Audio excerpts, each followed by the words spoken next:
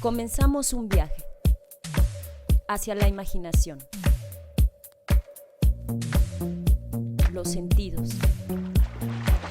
el descubrimiento, el asombro, hacia el arte, el destino, Ítaca.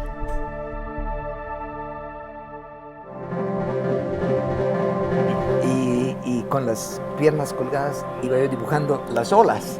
Hola, mi nombre es Daniel Espartaco, FIFA y caprichos estéticos, ¿no? En la primera parte de nuestra Ítaca dedicada a Per Anderson, usted se enteró de cómo Per llegó a México y de cómo lo recibió nuestro país y de cómo empezó a trabajar naturalmente en el grabado, pero también para la Universidad Veracruzana. Muchos años dedicados a la docencia fueron los que dejó Per en su actividad diaria. En esta segunda parte va usted a poder disfrutar de la conversación con Per Anderson sobre La Ceiba, uno de los proyectos nacionales más interesantes y más importantes sobre el grabado. Seguramente será de su interés.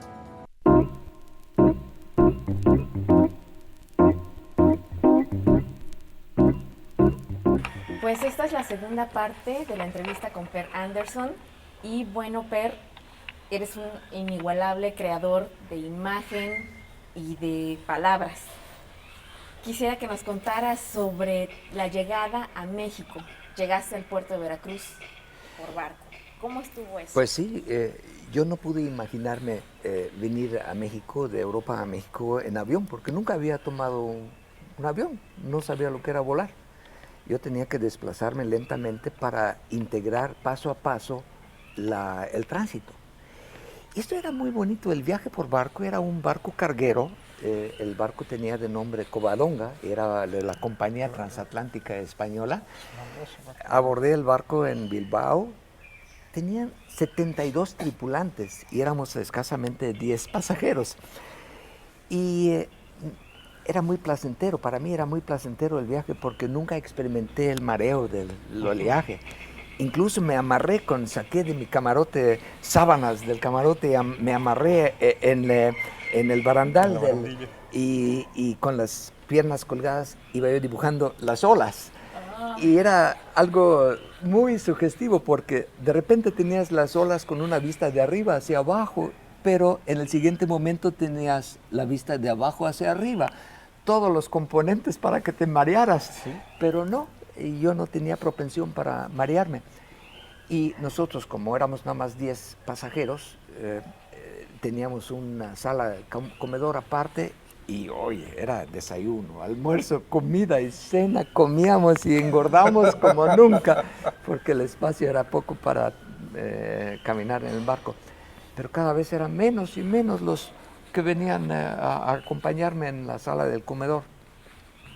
Muy bien.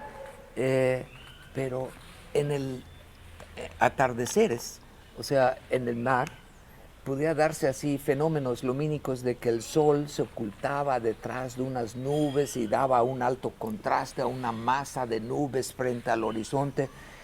Y tú perjurabas de que, ¡ay, nací yo! Mira, esto es la playa que yo reconozco. Y tú te imaginabas en medio de mar y nubes sitios que eran para ti súper conocidos, ¿verdad? Era completa locura, ¿verdad? Pero sí, pasamos por el mar Sargazo, pasamos donde los peces voladores iban volando, despegados de la superficie del agua. Los delfines que en hileras, así como hilos que sube y baja de un tejido. ¿Cuántos años tenías ahí, perdón? Yo tenía 23 años. 23 años. Entonces, cuando llego al puerto de Veracruz, bueno, todo es así como puesto de cabeza. Si entrabas en un espacio, claro que tenía su clima. Y, qué fresco y qué rico, ahí tomas un café y estás muy a gusto, pero cuando sales, ¡zas!, te llega una ola de calor. Y esto, imposible. En Suecia, antes de abrir la puerta, ya te abrigas y te preparas para el golpe de frío, ¿verdad? Era todo lo contrario. Era todo al revés. Y algo que me impresionó mucho, esta misma noche, llegamos alrededor de las 10 de la mañana y pasamos rápido tránsito en aduanas, me sobre mi maleta pusieron aquella etiqueta revisado con los picos de estrellas, y como yo no tenía más que mi ropa y papeles en blanco, no había nada que revisar, porque esto era parte de mi compromiso de este experimento. Oye, yo no vengo a México a exponer obra que yo había hecho anteriormente, no. Mi experimento era, vaya, ¿qué haces cuando tienes páginas en blanco? Tú vas a observar y expresarte de acuerdo con las impresiones que te van a dar.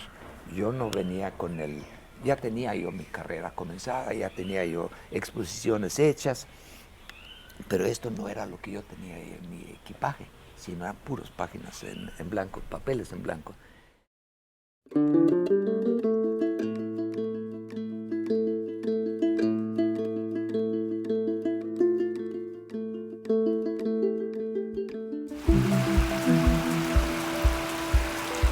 El arte como manifestación de las emociones, miedos, alegrías, asombro, hace mano del ingenio y materiales para crear una visión de la realidad o de la imaginación.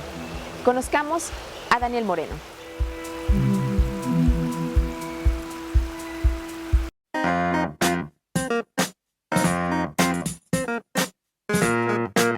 Me llamo Daniel Moreno, pues realmente me dedico a las artes plásticas.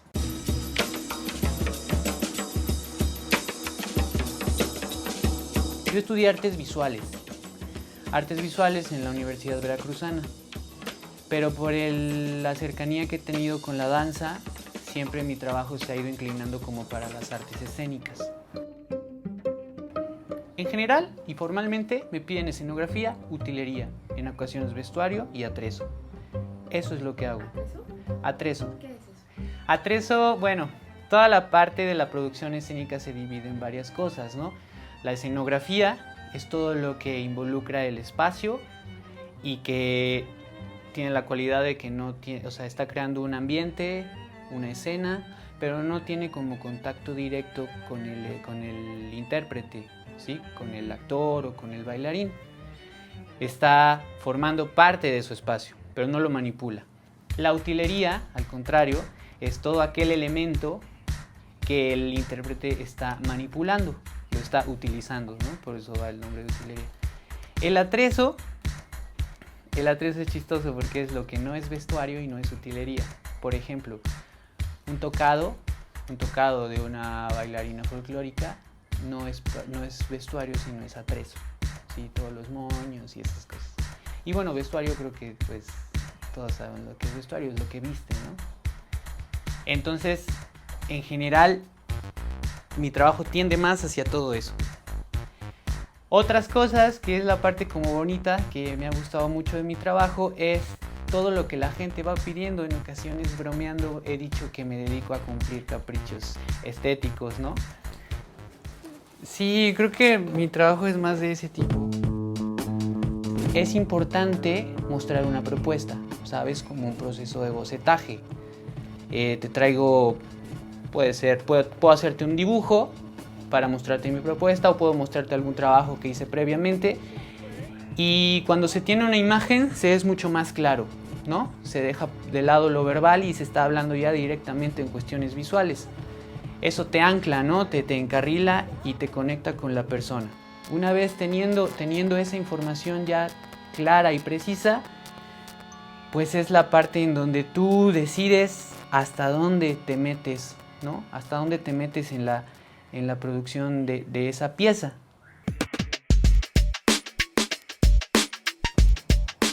Toda la producción plástica viste un proyecto mayor, ¿no? Que está en movimiento en ese momento, que está en una escena. Hay muchas cosas que aprender sobre el arte escénico. La cuestión de la iluminación, la cuestión del vestuario, todo eso le da... Es como lo que vista la estructura principal, que es el movimiento o la actuación en dado caso, ¿no?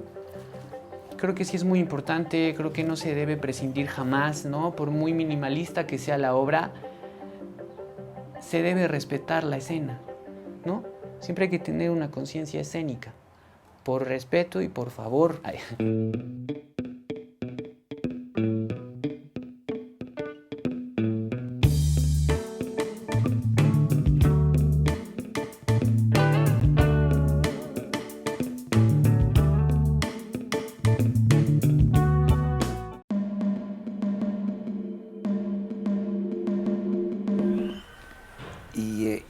muy noche llego a la Ciudad de México y... Uy, esto era impresionante. El taxista se equivocó en la apreciación de mi persona porque me llevó a un hotel muy elegante.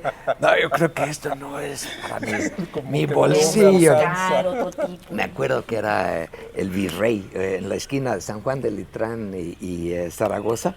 Hay un hotel todavía que existe, se llama el Hotel El Virrey. No, uno más barato, digo. Entonces me lleva a Colonia Guerrero, Las Américas. Ahí el hotel costaba 9 módicos pesos la noche, y entonces esto era ya más de acuerdo con mi bolsillo, ¿no? Y yo sí tenía la intención, yo pienso que yo puedo quedarme en México por un año. Yo calculé que tenía dinero suficiente para estar un año, pero después del año, transcurrido el año, agotado el capital, no tenía dinero, pero tampoco tenía ganas de regresar, porque era tanto lo que había aprendido durante el primer año, tanto lo que me había dado así como a sorprenderme y sacar conclusiones que jamás los había yo visto antes. Entonces, ¿por qué voy a abandonar una plaza que está extraordinariamente rica? ¿Por qué voy a...? ¿Querías más? Pues era para continuar. Apenas había iniciado un proceso de aprendizaje, a ver cómo son las cosas, pero también creo yo que disfruté mucho estas libertades que tanto un artista japonés o un europeo que llena a México, porque estamos seducidos por las libertades que se estilan en México, ¿no? Si a un cristal roto le faltaba un pedacito, bastaba agarrar un pedazo de papel periódico y meter una bola y taparlo, ¿no? Entonces estaba resuelto, y si el foco no tenía su consabida pantalla, qué chistoso, existe la modalidad que los focos pueden verse sin pantalla, impensable en Europa, ¿verdad? Entonces esto despertaba muchísimos vetas, muchas inquietudes. Pero déjame decirte también que yo ya estaba presente en el movimiento estudiantil 68, ¿no? Yo estaba convertido en un fiel seguidor de Mao Zedong y venía con la idea de un pintor descalzo y lo que podía ser, digamos, la aplicación de las artes en medios incluso rurales. Entonces me conecté rápidamente con estudiantes en San Carlos que... Vaya, está corriendo el año de 1970 y muy cercanos la experiencia del 68, y todavía faltaba para el 10 de junio, era lo que iba, ¿sí? Entonces el movimiento era, cuidado, aquí hay que mantenerse en cierta clandestinidad, ¿no? Aquí las reuniones las teníamos en la azotea en San Carlos, y me pusieron por pronto un apodo, yo era Carlos, entonces porque les parecía que yo era muy marxista, ¿no? Carlos Marx. Entonces, sí, tuvimos muy ricas conversaciones y planeamos acciones y actividades. El amigo más próximo era Calzoncin, ¿no? Él, mira, egresado de San Carlos, 2 años después, me llama, oye, me tienes que conocer el lugar donde yo estoy trabajando en el campo en el Estado de México.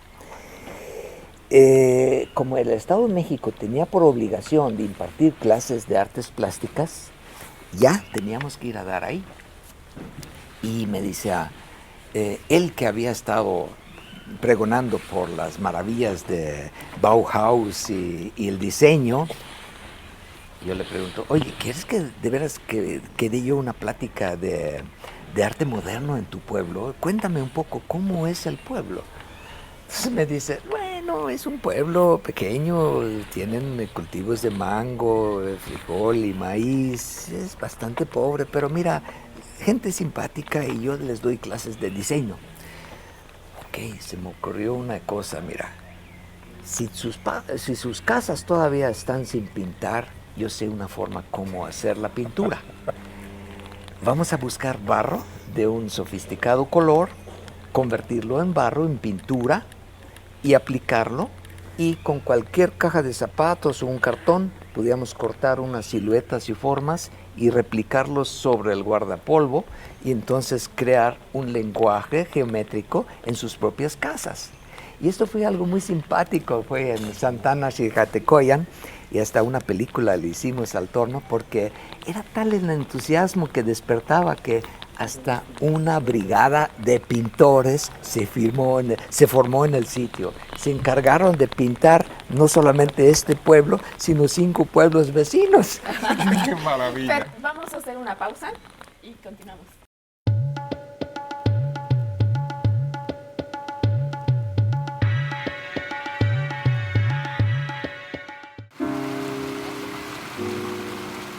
Con obras como Cosmonauta, Memorias de un hombre nuevo y Autos usados, el joven escritor Daniel Espartaco ha sido ganador del Premio Bellas Artes de Narrativa Colima para obra publicada y catalogado como uno de los mejores escritores de ficción actual.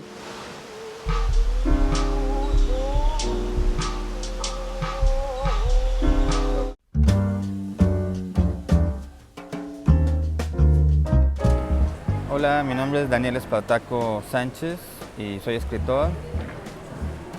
Publico en la editorial Brandon House Mondadori. Tengo una novela ahí que se llama Autos usados.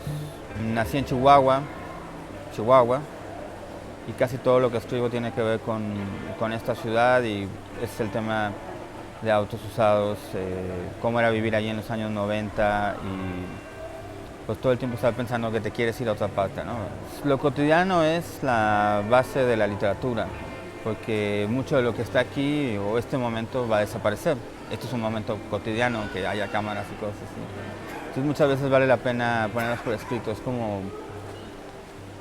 luchar contra la desaparición inexorable de las cosas o una cosa así. Creo que toda la literatura debe tener sentido del humor.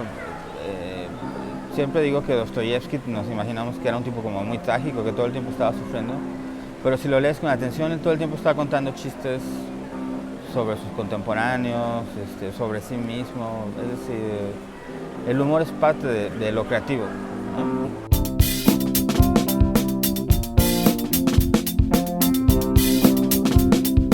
Yo recomendaría Autos usados.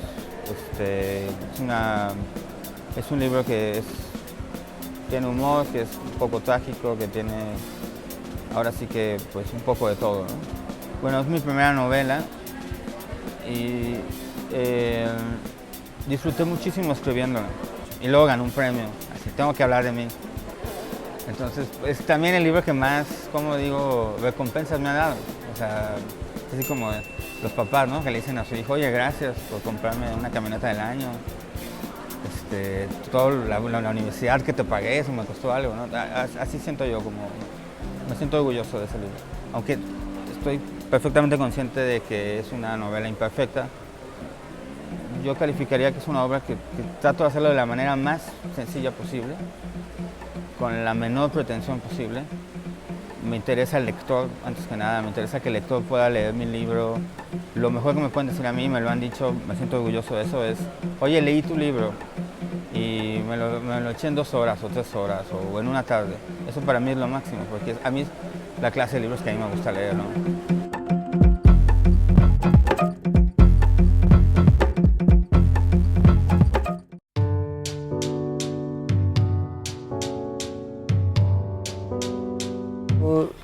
Cuando vine a México tenía muchas preguntas así como acumuladas. Creo que lo que observamos realmente no es la verdad. Así, esto era así como lo que me venía, así como haciendo ruido en el fondo. Y me puse en contacto, no me lo vas a creer, me puse en contacto con Luis G. Serrano, un pintor mexicano que en 1933 presenta la perspectiva curvilinear. Oye, yo creo que ahí es donde deberíamos de comenzar, porque todas las líneas rectas proyectadas sobre una retina cóncava, que es el fondo de nuestro ojo, es una superficie cóncava. Tiene que tomar una figura curva, ¿verdad? Y me inspiró mucho el hecho de observar pinturas de Dr. Atl, ¿no? Y visité incluso a David Alfaro Siqueiros cuando estaba pintando en Poliforum sus grandes murales, y vi que estaban aplicando la perspectiva curvilinear. Y me acuerdo comentarios que hice con el maestro Siqueiros, pues solo hacía falta que cualquier cámara cambiara su lente normal por un lente de fisheye, no un gran angular, para que nosotros aprendiéramos a apreciar el mundo a través de esta transformación, y debería de convertirse en algo normal. Y Per, ¿tú ya hablabas español cuando llegaste a México? ¿Tenías alguna noción del idioma? No. Cuando llegué apenas a Bilbao, de Estocolmo tomé un tren a París, y de París cambié de un tren a Bilbao. El día siguiente, llegué como medianoche, salí a buscar comida, y pues era mediodía, como a las 12:01. Pero no es la hora de comer en España. Pues sería la hora del lunch en Suecia, pero en España no. Entonces, cuando yo le hago señas ahí, un caldo que estaba yo viendo en el restaurante, y le hago señas así, el cocinero dice, ¡pronto! Y hasta que me asusto y creo que me tiró alguna grosería y salí. Yo no sabía interpretar la palabra pronto, ¿no? No, así, a este grado no sabía ni jota de español. Me acuerdo un marinero en el barco de apellido Salas. Él estaba en el timón y me llamaba en las tardes, en las noches, ven, para que entrara yo. Entonces él me comenzó a dar clases de español. Dice, cierra la puerta. Me quedo nuevamente sin saber, pero me toma la mano y hace así explícitamente el gesto sobre la manija de la puerta, y así, bueno, era una enseñanza muy práctica. O sea, sí, de esta manera fui incorporando el lenguaje. Mira, tenía un bloc de puros papeles blancos, y lo que yo veía en la calle que me llamaba la atención, escribía la palabra oferta. Lo veía en muchas ofertas, ¿qué querrá decir? Entonces lo tenía que consultar con el diccionario en la noche, y podía yo asimilar unos 10, 15 palabras cada día, y sí, iba creciendo el vocabulario, porque yo mismo estaba motivado por saber cómo era una cosa u otra. Pero donde más aprendí era, mira, pronto me mudé a la ciudad de Nezahualcóyotl, porque en el centro de la ciudad no me parecía que fuera lo que yo había leído. Un libro sobre México, era de Oscar Luis, Los hijos de Sánchez, claro que en sueco.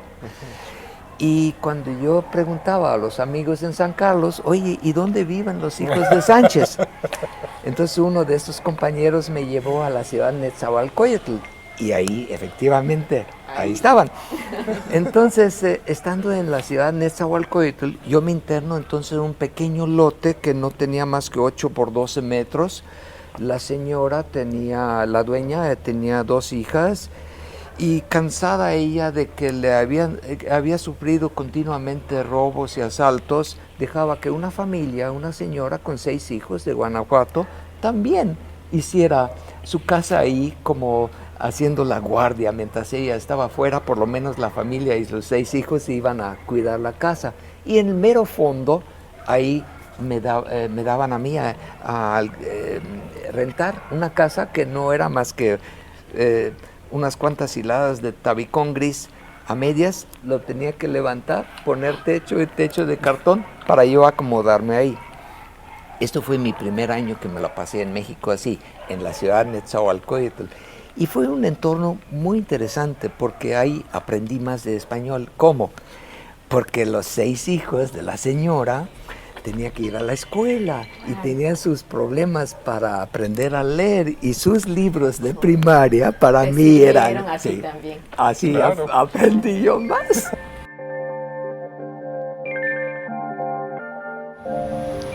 Esta fue la Ítaca de Per Andersson, un hombre creativo, ingenioso y amante de las artes gráficas.